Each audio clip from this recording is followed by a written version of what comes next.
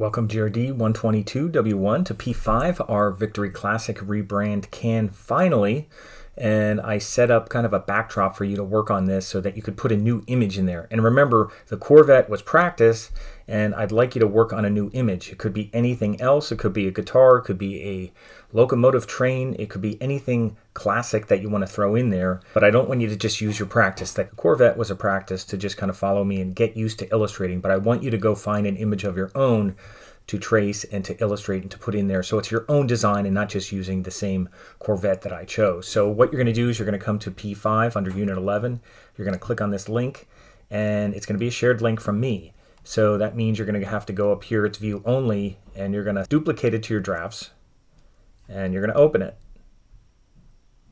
And as usual, when you get something from me, you can rename it and replace last F copy with your last name, first initial. And I just want to show you what I did here. Some of this is done for you, some of this you can change, and I'll just go back to the process that I worked on.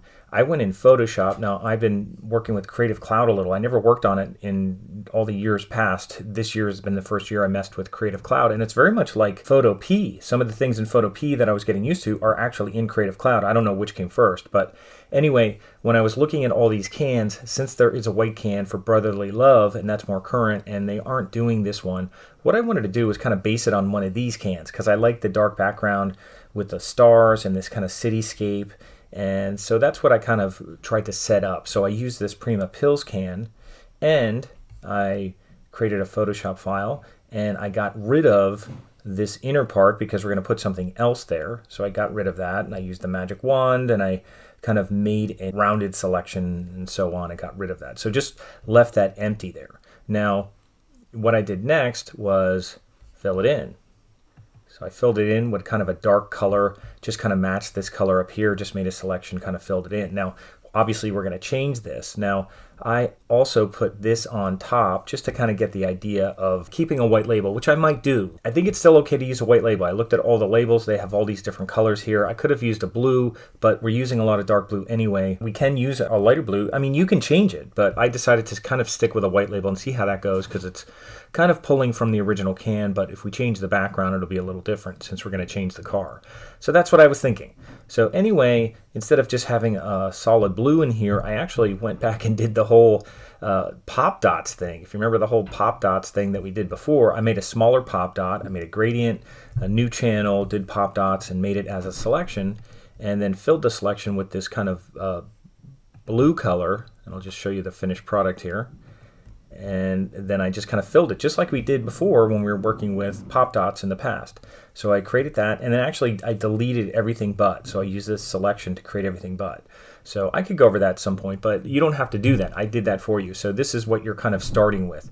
So I exported this as a JPEG, and I took it into Figma, and that's what you're going to be doing in Figma, working here.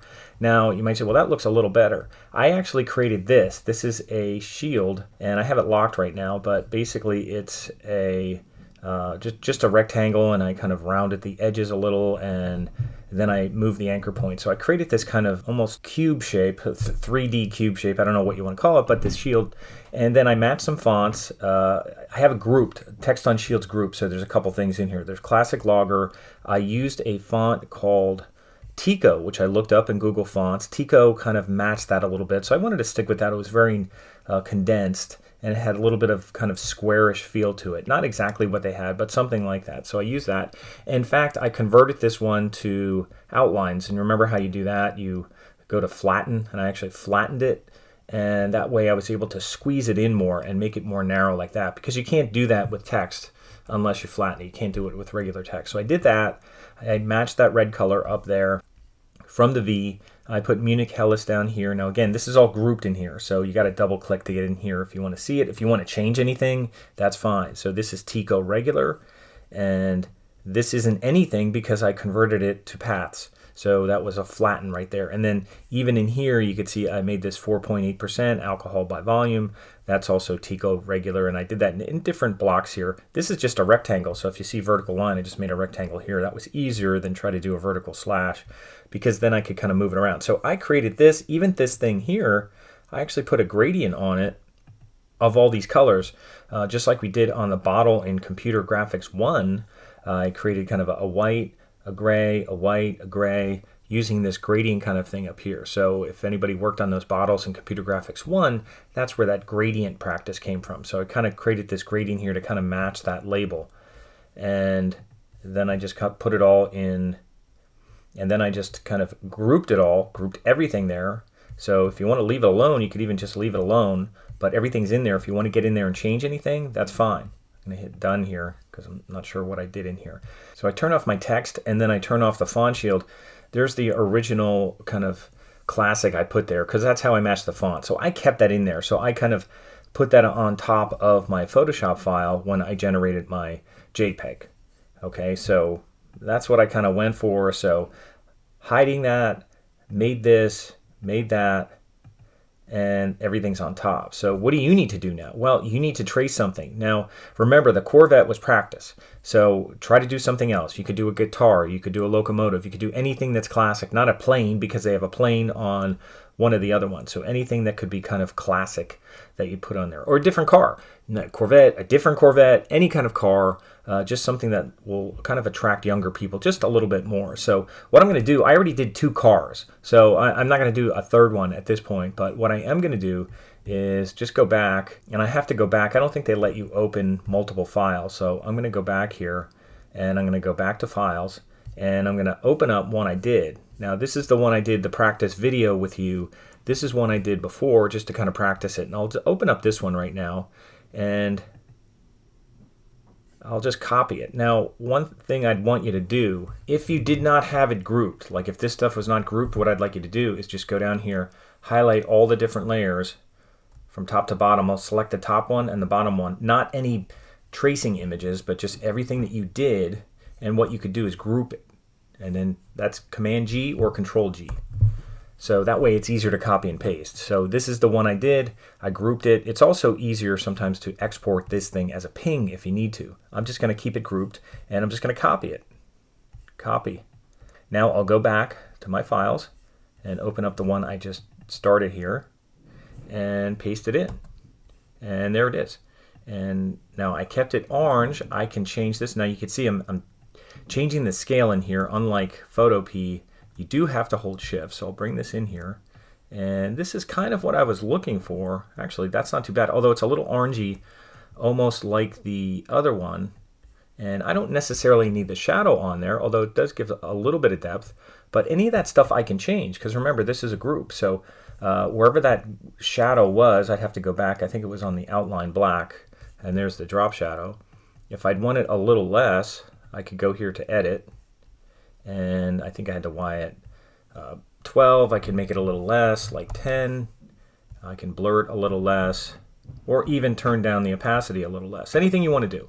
So I'll just let it in there for now because this is what we're kind of looking at. Even if I didn't like the color here, if I wanted it more of a red because we're using this red, I could go in here, and remember, I could go in this color and take my eyedropper and choose that red.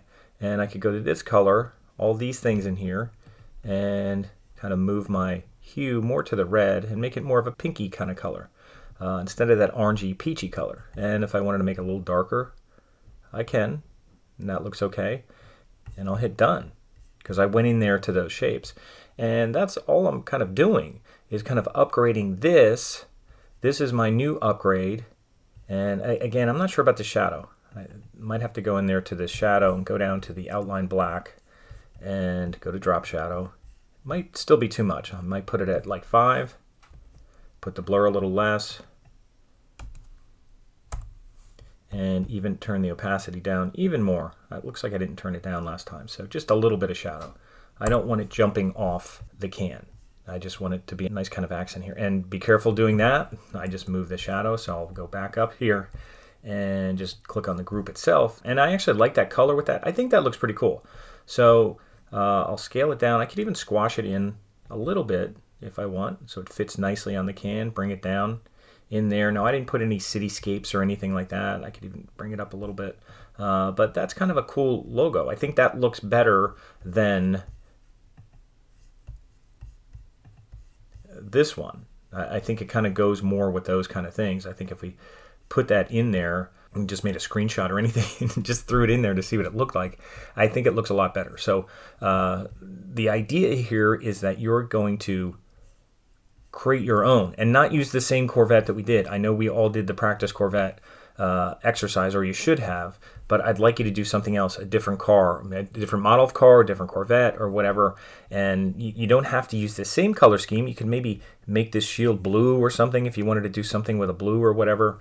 Not necessarily a light blue because it might be too similar to that. But if you wanted to do a dark blue and do something different with a car, you could do a yellow car, anything like that. So it's kind of a logger color, whatever. But this was kind of my idea. So the idea is get your image in here. Don't just use the Corvette that you traced before, because that was practice. So that was part of an exercise that was practice. So for this project, I want you to create something so that it's your own, so that you have your own illustration in there, something that you picked out, you traced. That's why we practiced tracing that, and get it in there. So this will be kind of your final here. And again, you can save this as JPEGs, you could save this as PDF, all kinds of things you could do in here. Once this is done, and actually this group is not on letter, so let me bring it in here. And I have all my stuff in here. Actually, that group should be on top. Let me make sure it's on top. There we go. And then when you're done with this, you can export this as a PDF. But in the meantime, just share your link with me. That's all I need you to do right now, is just share your link once you get that in there. So remember, you're going to create something new, not the Corvette that we all traced together. You're going to try to create something of your own to bring it in there. Something that means classic or whatever. And if you want to change anything down here, the name, the text, anything, or you could leave it.